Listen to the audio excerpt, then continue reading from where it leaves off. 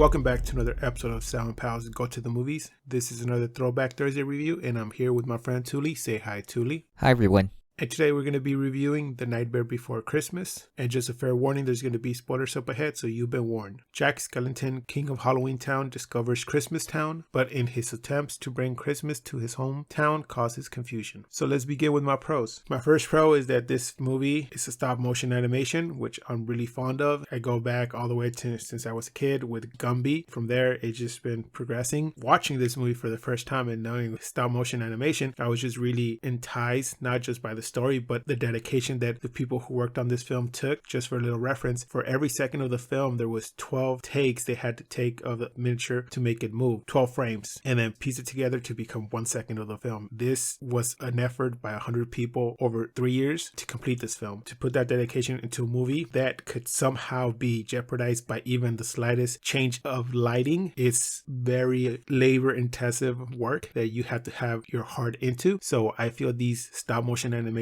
are very incredible and very well made. So kudos to the people who worked on this. I wish I was part of that. My next pro is the story is so simple that a child basically can understand it, but at the same time, it's kind of layered so an adult can find some meaning into it. It's not just about like the holidays fighting over each other or trying to like say, are you team Christmas or team Halloween? It's this whole story. You have different characters and you have Jack who wants to find meaning. He wants to find something new to pursue instead of just being the same thing that he's been doing forever. And then you have Sally who really wants Jack to pay attention to her, and you have all these other characters having their own thing. It's a very entertaining story in a way that you can find something to attach to. I know people who are really fond of Jack. I know people who are really fond of Sally. Some people are even fond of Oogie Boogie, and some people are even fond of Oogie Boogie's henchmen. You can have people who like different things, but at the same time, it's the movie that brings people together, which brings me to my next point. The music. Composer Danny Elfman. He wrote around 10 of the songs in The Nightmare Before Christmas, and this, along with the story and animation, brings everything together. So I see it as not a musical, but as a sing-along movie where you find yourself kind of humming the songs in your head as you're watching it. You're like a kid, it brings you back to this childhood thing that you want to basically participate in the movie. Nowadays, Danny Elfman has been traveling and doing concerts as a sing-along to the movie in different parts of the world. I know that here in LA, they do something in the Hollywood Bowl. It's a perfect thing to take kids so they can see the movie and participate as a sing-along, which to me seems like something that's a win-win for everyone. My next point is the cast. Everybody who was cast for this movie kind of fell right into it, but I want to shine the light towards Jack Skellington. His character had two voices, one by Chris, who was the voice of Jack when he was just talking, and Danny Elfman when he was singing. Well, they casted Chris because his voice was kind of similar to Danny when he was singing. I can't see Jack Skellington being voiced by anybody else than Chris, which indirectly kind of makes it weird because, they casted Chris because his voice was closer to Danny Elfman. To me, it just came in a perfect bundle kind of thing. Other characters that I want to basically shine on is Sally. We know her voice actress, Catherine O'Hara. We have other people in here like William Hickley, who plays the evil scientist, and we have Oogie Boogie, Ken Page. We can just go on and on. Once you see these people that you kind of like in the movie and you look up their voice actors, this is just a rabbit hole you can just go into. And that brings me to my cons. My major con was the length of the movie. I wanted it to be a little longer. That's really weird to say, but I felt that they could have included a little bit more on Oogie Boogie because he's one of the main bad guys, if you want to call it that. He wanted to stop Jack, but why did he want to do that? And what was his thing about rolling the dice and stuff like that? I wanted more character development on his behalf, or just show where he came from or what made him be that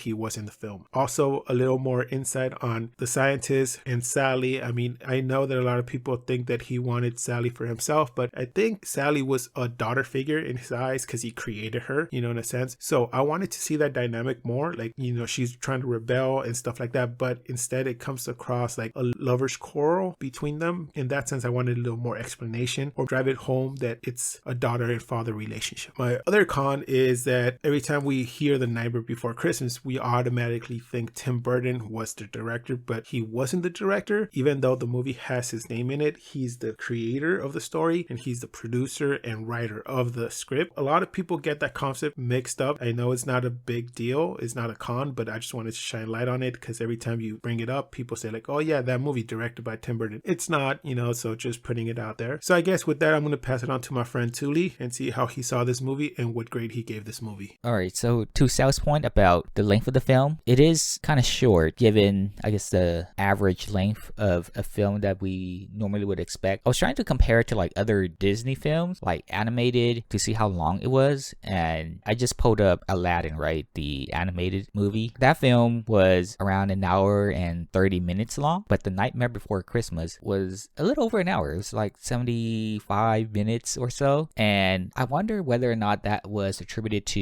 it being a stop motion and maybe that being a challenge for production. I can't say for certain, but that's how I kind of look at it, because in a way, kudos for them for making something that might be challenging to do in a stop motion project, but at the same time, I feel like it took away aspects of the film that could have been enhanced upon, such as diving deeper into character development and motivation. As Sal pointed out, I love the music because of Danny Elfman. Been a huge fan of his, who has done work for The Simpsons, Spider-Man, which was a film that came out later after The Nightmare Before Christmas. So the music was one of the things that carried the film, I believe. And funny that Sal mentioned earlier that he thought this was not a musical to him, but to me it kind of reminded me of a musical because of how many songs we were getting. Felt like we were getting one after another. So it wasn't like a musical from the perspective of it being a series of songs being tied together in that regard, but I just felt like after every conversation or scene we got another song. So from that perspective, it kind of reminded me of a musical, but I wouldn't say it was an actual musical itself. But yeah, I felt like the music and the songs carried the movie along a great deal. The characters, they were interesting.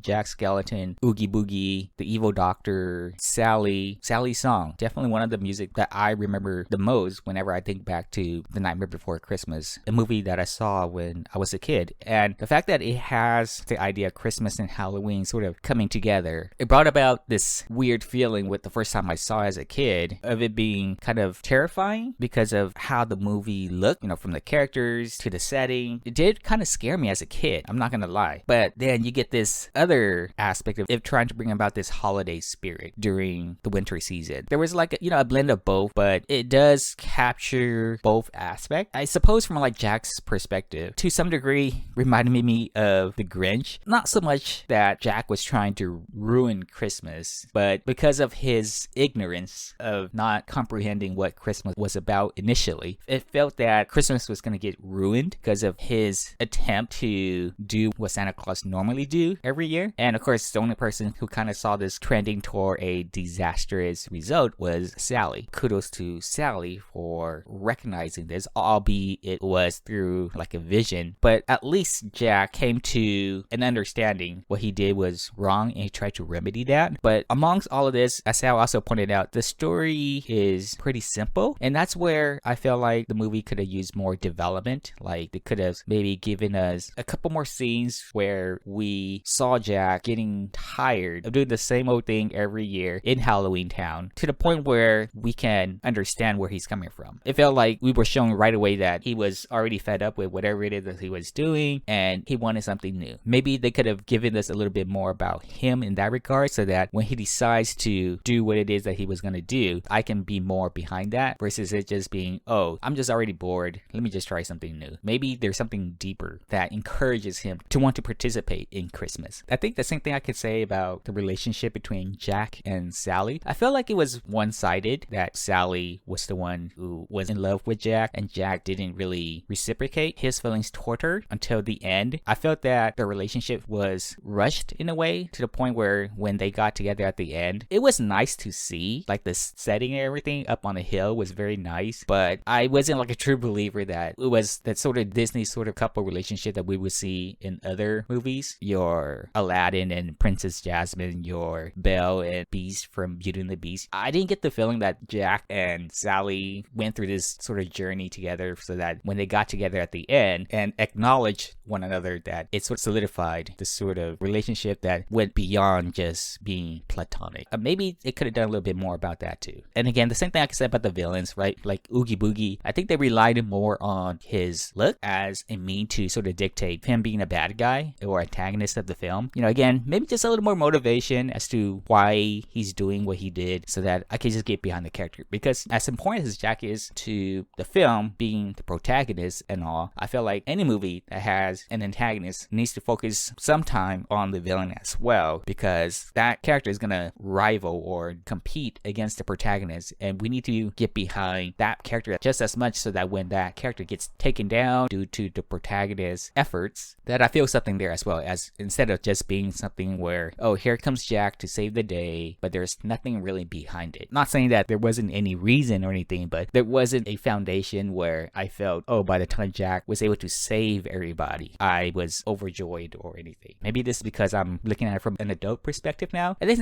as you know, as a kid, I didn't think about it as much because it's, as Sal said, the story's pretty simple. I can follow it, and the hero wins in the end and is able to redeem himself because Santa Claus acknowledged him and forgave him, and Halloween Town was able to experience Christmas at the end. So it's like a happily ever after. I guess you can't really ask for more than that if you were to show this to a kid, but dissecting the film now as an adult, kind of looking at through it a different lens. So, you know, these are some of the things that I would have liked the film to do a bit more. But again, I don't know if this was due to production and it being a stop motion that proved to be a challenge for folks to maybe take the project and elaborate it a little bit more so that maybe the film is around an hour and 20 to like an hour and 30-minute film. But, you know, everything was there. Everything was set in place, but maybe there were just a couple of scenes that could have been added to elaborate on some of these concepts. But I still enjoyed the film. It is a classic film, and definitely, you know, one of those films where I could watch every year, either during Halloween time or during Christmas time. So I think that's also the beauty about this film, and that it could serve both purposes. So my overall score of the film is going to be a 7 out of 10.